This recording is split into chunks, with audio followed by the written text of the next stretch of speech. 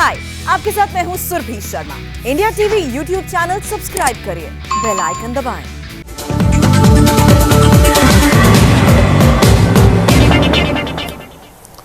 नमस्कार। तालिबान ने आज अमेरिका को भी धमका दिया। तालिबान ने 31 अगस्त की डेडलाइन दे दी है। तालिबान के एक प्रवक्ता, जो हो सकता है कि अफगानिस्तान का अगला विदेश मंत्री हो जाए, उसने सीधे सीधे जो बाइडेन से कह दिया कि 31 अगस्त तक काबुल खाली करो वरना अंजाम बुरा होगा। अफगानिस्तान में तालिबान धीरे धीरे और मजबूत होता जा रहा है। अमेरिका की सेना अब बस काबुल एयरपोर्ट पर मौजूद है, और वो भी एयरपोर्ट के एक छोटे से हिस्से पर। करीब 80% एयरपोर्ट पर तालिबान का ही कब्जा है। उधर अमेरिका की बात करें तो करीब 30,000 लोगों को तो उसने निकाल लिया है, लेकिन उसे यह मालूम नहीं है कि अभी कितने और लोगों को काबुल से उसे बाहर ले जाना है। काबुल की ग्राउंड सिचुएशन को समझना है तो काबुल के एयरपोर्ट से ही शुरुआत करनी चाहिए। ये है काबुल एयरपोर्ट। यहां से जब भी कोई प्लेन टेक ऑफ करता है तो वो मिसाइल डिफेंस का कवर लेकर उड़ता है। काबुल में उतरने वाले और वहां से उड़ने वाले विमानों को ऐसा करने की जरूरत इसलिए पड़ रही है क्योंकि एयरपोर्ट के बाहर तालिबानी खड़े हैं। उनमें से किसी के हाथ में गन है तो कोई रॉकेट लॉन्चर लेकर तैयार है। तालिबानियों से अपनी जान बचानी है तो ऐसी फायरिंग करना जरूरी है।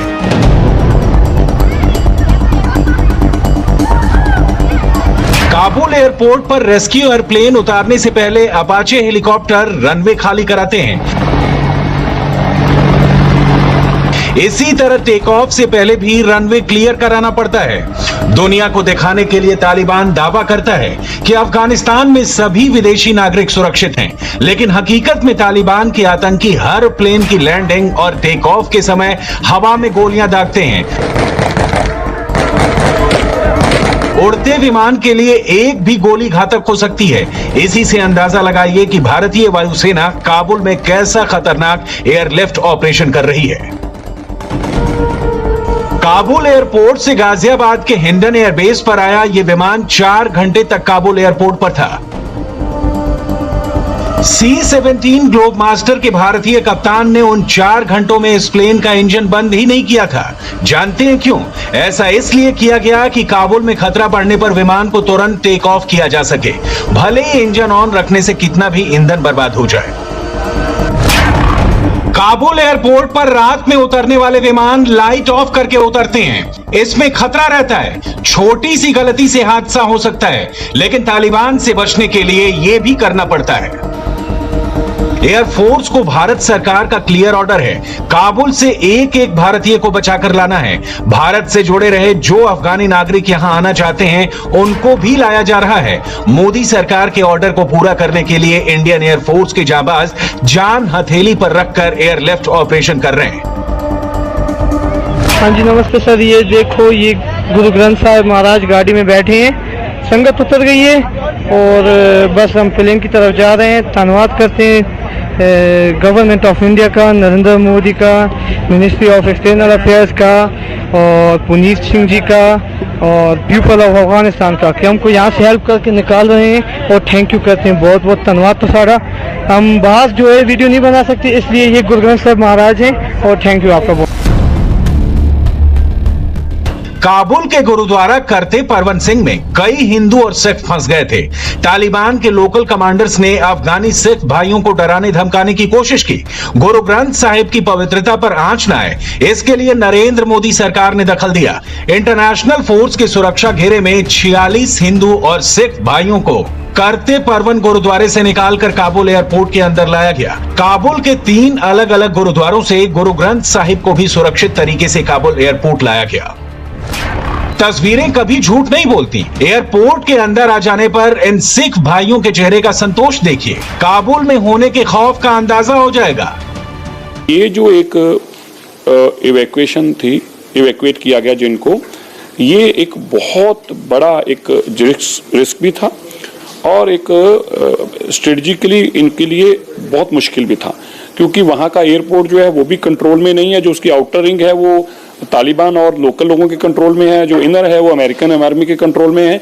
और यहाँ तक एक बार हालात बने थे कि जो 3 दिन पहले जब रात को इनको 1 बजे एयरपोर्ट ले जाया गया था, उसके बाद पूरे 8 घंटे तक वहीं इंतजार करने के बाद इनको वापस आना पड़ा और वापस में भी 150 लोगों को अलग से ले गए और इनको वापस होटल में एक जगह अलग सेफ जगह रुकवाया।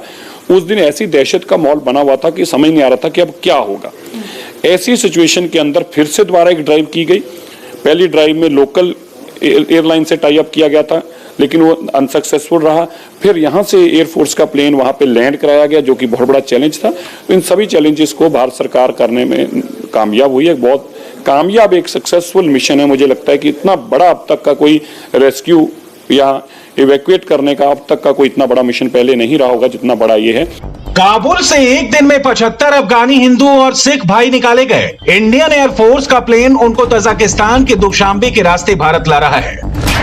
ये काबुल एयरपोर्ट का नक्शा है। इसके अंदर मिलिट्री एयरपोर्ट के एक हिस्से में अमेरिका और ब्रिटेन के कमांडो मौजूद हैं। बगल में ही सिविल एयरपोर्ट है, जो पूरी तरह तालिबान के कब्जे में है। करीब 5000 से 6000 अमेरिकी सेना काबुल मिलिट्री एयरबेस के रैंप 8 पार्ट में है। जब भी कोई प्लेन रनवे पर उतरता है तो 100 अमेरिकी सैनिक अपाचे हेलीकॉप्टर से उस प्लेन को एस्कॉर्ट करके रैंप 8 के टैक्सी एरिया तक लेकर आते हैं।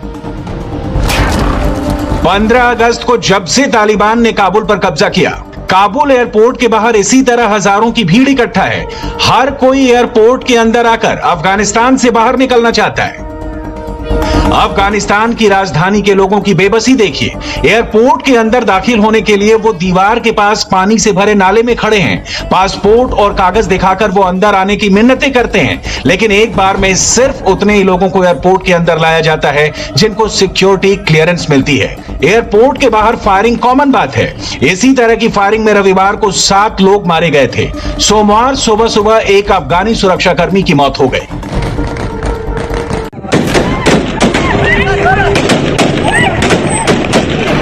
काबुल एयरपोर्ट के नॉर्थ गेट पर अज्ञात हमलावरों ने अचानक हमला किया। अमेरिका और जर्मनी के सैनिकों ने जवाबी फायरिंग की। रेस्क्यू ऑपरेशन को सपोर्ट देने के लिए काबुल एयरपोर्ट पर हर वक्त 5000 अमेरिकी सैनिक एक्टिव मोड में रहते हैं, यानी किसी भी ऑपरेशन के लिए हमेशा तैयार। लेकिन अमेरिकी सैनिकों का होना एयरपोर्ट के बाहर किसी के लिए भी सुरक्षा की गारंटी नहीं है। अब तो तालिबान ने खुलेआम अमेरिका को भी अल्टीमेटम दे दिया है कि 31 अगस्त तक अफगानिस्तान छोड़ दो। This is something you can say it's a red line. President Biden announced this agreement that until 31st of August they would withdraw all their military forces. So if they extend it, that means they are extending occupation. While there is no need for that, I think it will deteriorate the relation, that will create mistrust between us. If they are intent on continuing the occupation, so it will provoke reaction. पिछले 36 घंटे में काबुल से 11,000 लोग निकाले गए हैं। America ने एक दिन में 8 विमानों से 1700 नागरिकों को निकाला। 14 अगस्त से अब तक 28,000 लोग काबुल से निकाले गए हैं। जापान जैसा देश अपने नागरिकों को अफगानिस्तान से निकालने के बारे में अभी सोच ही रहा है, जबकि भारत न सिर्फ अपने नागरिकों को निकाल रहा है, बल्कि नेपाल और श्रीलंका जैसे पड़ोसी देशों के नागरिकों को भी बचा रहा है। भारतीय विदेश मंत्रालय और रक्षा मंत्रालय का ज्वाइंट एयरलिफ्ट ऑपरेशन 2 जगहों से ऑपरेट हो रहा है। एक है दुशांबे और दूसरा है दोहा। ताजिकिस्तान के दुशांबे में इंडियन एयरफोर्स का एक बेस स्टेशन है। एयरफोर्स का C-17 ग्लोबमास्टर सिर्फ 50 मिनट में काबुल से दुशांबे पहुंच जाता है। काबुल से दुशांबे पहुंच जाने का मतलब है तालिबान से जान बचने की गारंटी हो जाना। दुशांबे से रेस्क्यू फ्लाइट्स को गुजरात के जामनगर या गाजियाबाद के हिंडन लाया जाता है। दोहा से भारतीय विदेश मंत्रालय रेस्क्यू ऑपरेशन चला रहा है। काबुल में तालिबान के घुसने से पहले ही सैकड़ों भारतीय दोहा पहुंचा दिए गए थे। करीब 2 हफ्ते से वो वहीं फंसे थे। अब दोहा से उनको शेड्यूल फ्लाइट के जरिए भारत लाया जा रहा है। रविवार को काबुल से दुशांबे के रास्ते 400 लोगों को भारत लाया गया था। आज 146 भारतीयों को दोहा से दिल्ली लाया गया। हम यूएस एम्बेसी के अंडर थे, वहाँ पे हम कैटरिंग का काम करते थे। हाँ। शेफ का काम। तो आपका रेस्क्यू कैसे हुआ? कैसे? हमें आर्मी ने निकाला है उधर से। किस आर्मी ने? यूएस आर्मी ने। हाँ। यूएस आर्मी ने कितनी दिक्कतें थी काबुल में, किस तरह का माहौल था? नहीं देखो, हम तो कभी बाहर नहीं गए। जितना भी हम लोगों ने किया है सब आर्मी के अंडर में ही किया है, बाहर हम कभी नहीं गए। हमारी सेफ्टी पूरी थी और इतना खतरा होने के पहले, ताकि जो तालिबान ने हमला किया है उससे पहले हम लोगों को वहाँ से रेस्क्यू कर लिया गया। दिक्कत तो खैर ज़्यादा हुई नहीं, क्योंकि जब हमको पता चला कि वो लोग आने वाले हैं तो उससे पहले यूएस आर्मी ने हमको वहाँ से निकाल दिया। तो निकाल के सीधा उनको जो अपना बेस है यूएस कतर में, हम लोग वहाँ पे थे। यूएस आर्मी का जो बेस है वहाँ पे थे हम लोग। 14 तारीख से हम वहीं थे और वहाँ से हम लोग प्लानिंग कर रहे थे आने के लिए, तो फाइनली आज आना हुआ। तो शेड्यूल फ्लाइट से आप आए? हाँ, नहीं, ये नॉर्मल कतर एयरलाइंस था, इससे आए हैं। लीगली आए हैं क्योंकि इंडियन एम्बेसी से हमारी बात हुई थी, तो उन्होंने सारा एडजस्टमेंट किया था। यहाँ तक पहुँचने का सफर कैसा? सारा मुश्किल तो मुश्किल ही था, लेकिन यूएस एम्बेसी ने साथ दिया, हमारी एम्बेसी ने साथ दिया, इंडियन एम्बेसी ने कतर में आके काफ़ी साथ दिया। उन्होंने हेल्प करी बहुत ज़्यादा हर जगह में। बस हालात बहुत ख़राब है सर, प्लीज़ सर जाना। काबुल से कब निकले थे आप? काबुल से मैं 15 तारीख को निकला हुआ, 15 को। पूरे 7 दिन का सफर? 7 दिन का सफर कतर में रहा, यूएस एम्बेसी, यूएस कैंप में, आर्मी कैंप में। तालिबान की वापसी के बाद से अफगानिस्तान के हालात लगातार बिगड़ रहे हैं। विदेशी तो विदेशी, अफगानी लोग भी मुल्क छोड़ने के लिए छटपटा रहे हैं। दुनिया भर में तालिबान के खिलाफ विरोध प्रदर्शन शुरू हो गए। दिल्ली में भी आज अफगानियों ने जोरदार प्रदर्शन किया।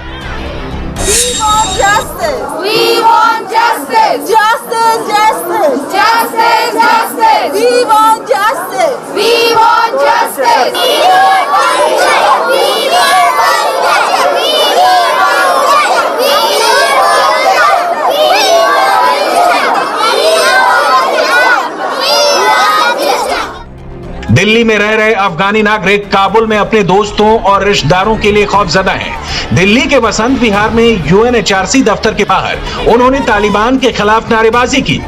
We want bright future. We want settlement. क्या हालत है? आप कौन सी एरिया से हैं अफगानिस्तान? हम कंदाहार के रहने वाले हैं। कंधार को इमोशनल कैपिटल ऑफ तालिबान कहा जाता है। इस समय तालिबान का वहाँ दबदबा है, लोग फोन कर रहे होंगे, क्या हालत है वहाँ? वहाँ की कंडीशनर ख़राब है, लेकिन अभी फ़िलहाल जब हम यहाँ जी रहे हैं ना, तो हमारी भी उनसे कम नहीं है। उन पे अटैक हो रहे हैं, हम पे, हमारे बच्चों के और हमारे अटैक हो रहे हैं। तालिबान कह रहा है कि महिलाओं की इज्जत करेगा, सम्मान करेगा। आपको लगता है, विश्वास है आपको तालिबान पे कि ये सब करेगा? नहीं, पिछले 20 साल में तो नहीं किया है। आई डोंट थिंक इसके बाद। क्या लगता है आपको सिचुएशन किस तरीके की है वहाँ पर? बहुत टफ है, पूरा दुनिया को पता है क्या चल रहा है वहाँ पे। लोग अपने घर से नहीं निकल सकते ना, अब उसके फियर के वजह से। अफगानिस्तान को तो सभी को पता है, अफगानिस्तान को तो हम कुछ बेचारे। तालिबान कह रहे हैं अफगानिस्तान में वो सबकी मदद करेगा, महिलाओं का करेगा। नहीं करेगा, कुछ भी नहीं करेगा। गिरगिट जो अपने रंग बदलती है, वैसे तालिबान भी अपना रंग बदल दिए। सभी लोग हैं जो कि इस समय अफगान नेशनल हैं, अफगानिस्तान के थे, लेकिन इस समय यहाँ पर हैं और प्रोटेस्ट करते हुए नजर आ रहे हैं। ये आवाज़ें अब पूरे जगहों से, जहाँ पे अफगानिस्तान डायस्पोरा है, वहाँ से उठने लगी है। काबुल से एयरलिफ्ट ऑपरेशन के बारे में मोदी सरकार विपक्ष को भी भरोसे में रखकर आगे बढ़ रही है। प्रधानमंत्री ने विदेश मंत्रालय से कहा है कि वो पूरे ऑपरेशन के बारे में विपक्षी दलों के फ्लोर लीडर्स को बताएं। 26 अगस्त सुबह 11 बजे विदेश मंत्री एस जयशंकर विपक्ष के नेताओं को ऑफिशियल ब्रीफिंग देंगे। अफगानिस्तान के अंदर कहां कहां जंग जारी है, कहां कहां आज तालिबान ने खून बहाया, तालिबान ने आज महिलाओं के लिए क्या फरमान जारी किया। अफगानिस्तान में आज बहुत कुछ हुआ है। इस वक्त भी तालिबान और नॉर्दर्न अलायंस के बीच बहुत महत्वपूर्ण मीटिंग चल रही है। तालिबान पंजशीर को मानने की पूरी कोशिश कर रहा है, क्योंकि नॉर्दर्न अलायंस ही ऐसी ताकत है जो तालिबान को उखाड़ फेंक सकती है।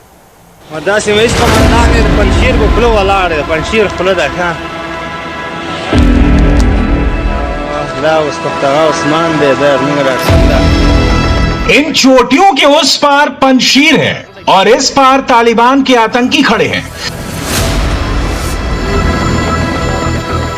तालिबान की गाड़ियों में पेट्रोल, बारूद, सब कुछ मौजूद है।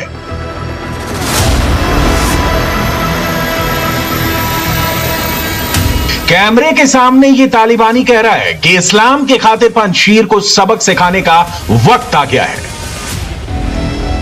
पंजशीर की इन चोटियों पर नॉर्दर्न अलायंस के जांबाज मौजूद हैं, जो तालिबान से आखिरी जंग के लिए तैयार हैं। ये पहाड़ियों से चिल्ला चिल्ला कर कह रहे हैं, जो तालिबानी यहां पर आएगा वो वापस जिंदा नहीं जाएगा।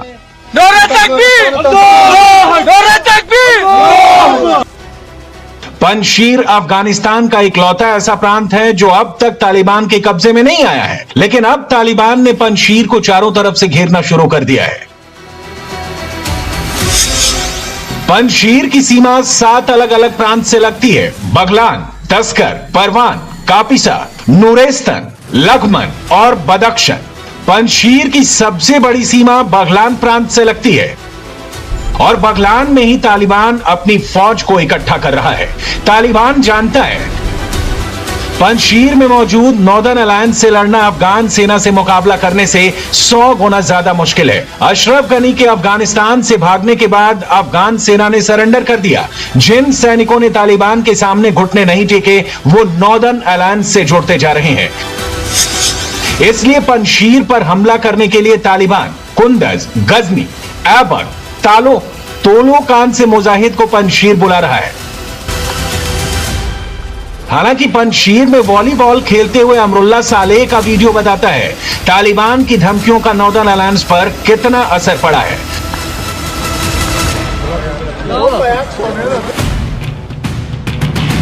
तालिबान दो तरह की चाल चल रहा है। एक तरफ वो कहता है कि पंजशीर से बातचीत से मुद्दा सुलझाएंगे, दूसरी तरफ तालिबान नॉर्दर्न अलायंस के खिलाफ निर्णायक जंग की तैयारी कर रहा है। यह बगलान प्रांत का 1.5 सलाह जिला है जिसको 4 दिन पहले नॉर्दर्न अलायंस ने तालिबान से आजाद करवाया था। ऐसे 2 जिले थे लेकिन तालिबान ने तीनों जिलों पर दोबारा कब्जा कर लिया है। जानकारी के मुताबिक तालिबान ने 6000 लड़ाकों को पंजशीर के पास तैनात कर दिए हैं। इस जंग को लीड करने की जिम्मेदारी तालिबान की रेड यूनिट को दी गई है। तालिबान की खतरनाक यूनिट में से एक है रेड यूनिट। तालिबान ने पहले पंजशीर को सरेंडर 4 घंटे का अल्टीमेटम दिया था। 3000 लड़ाकों को पंजशीर पर हमला करने का ऑर्डर भी दिया था, लेकिन पंजशीर का चक्रव्यूह देख उन्होंने अपना फैसला वापस ले लिया। ये पंजशीर फ्रंट लाइन है और दोस्त आ रहे हैं। पंजशीर को 4 घंटे का वक्त दिया गया। अगर वो सरेंडर कर देते हैं तो अच्छा है, अगर नहीं तो उनको सजा दी जाएगी। मौलवी साहब इस फ्रंट लाइन के लिए जिम्मेदार हैं। 55 ट्रक और टैंक में अभी तक आधे नहीं आए। ये सब बड़े बुजुर्ग हैं जो मिलिट्री से कमीशन हैं। ये सब फ्रंट लाइन पर जुटे हैं। तालिबान नाम से दुनिया वाकिफ है, लेकिन तालिबान की सेना के वर्किंग स्ट्रक्चर को हमेशा से सीक्रेट रखा गया है। तालिबान की यह फोर्स है जो खतरनाक से खतरनाक मिशन के लिए तैयार की गई है। इनकी ट्रेनिंग किसी देश की स्पेशल फोर्स की तरह की गई है।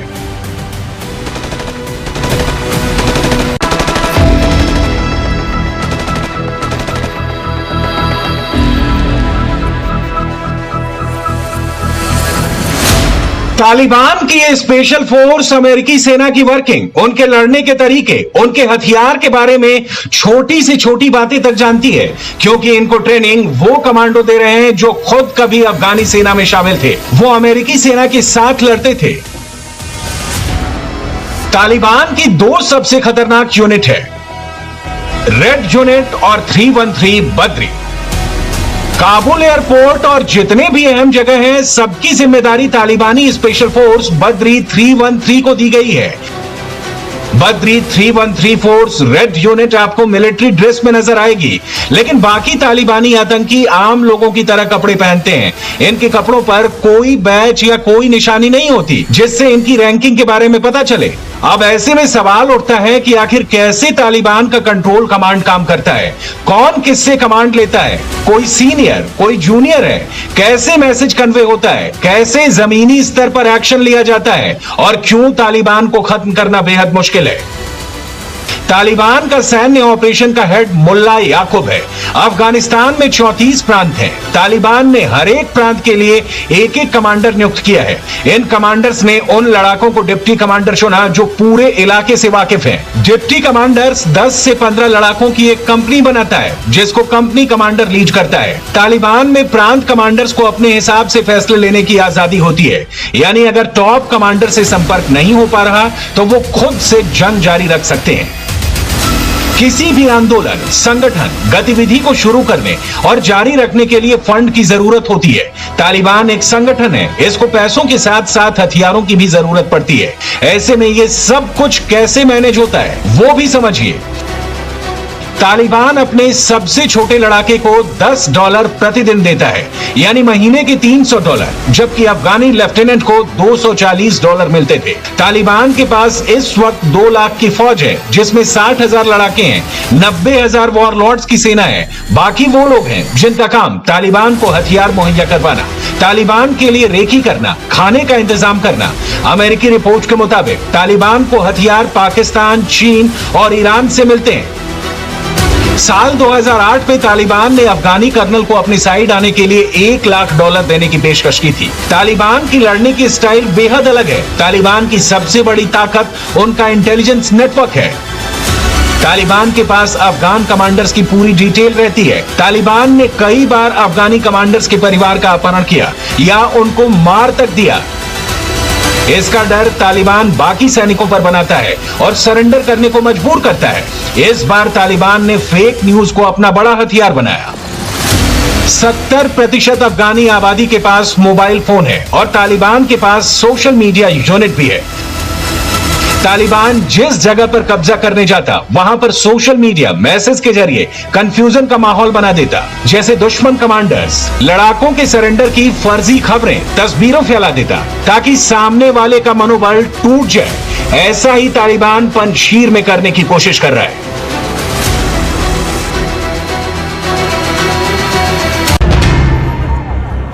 पंजशीर अभी तक आजाद है, लेकिन बाकी अफगानिस्तान में तालिबान कैसा जुल्म कर रहा है वो इन तस्वीरों से समझा जा सकता है।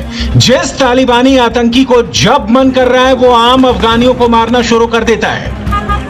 अब जरा इस तस्वीर को देखिए। ये ट्वीट तालिबान के प्रवक्ता मोहम्मद नईम का है, जो ये दिखा रहे हैं कि हेरात प्रांत में तालिबान महिलाओं की समस्या सुन रहा है और उनकी मदद कर रहा है। अब जरा इसी तस्वीर में महिलाओं की स्थिति देखिए। हर महिला सिर से पैर तक बुर्का पहने हुए है। सोफे पर बैठी एक बच्ची भी हिजाब पहने हुए है। तालिबान कितना बदला है, महिलाओं के लिए क्या सोचता है, ये जरा अफगानी महिलाओं से ही सुनिए। ये हालिम है जो तालिबान से बेहद डरी हुई है। सलाम, मैं हालिमा हसन। हमोंतोर के می‌بینید این روزها گروه‌های मेरा नाम हालिम है। तालिबानी आतंकवादियों ने अफगानिस्तान पर कब्जा कर लिया है। हमको हमारे नेताओं से धोखा मिला है। महिलाओं और बच्चों को सबसे ज्यादा टॉर्चर किया जाएगा। अफगान महिलाओं को यहाँ तक पहुँचने में 20 साल लग गए और आज ये महिलाएं अपने आप को घरों में छिपाए हैं। ये बहुत डरावना है।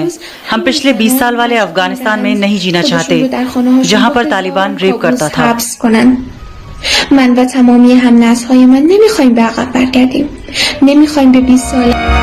तालिबान के डर से ये महिला अपनी पहचान छिपाकर दुनिया से मदद मांग रही है।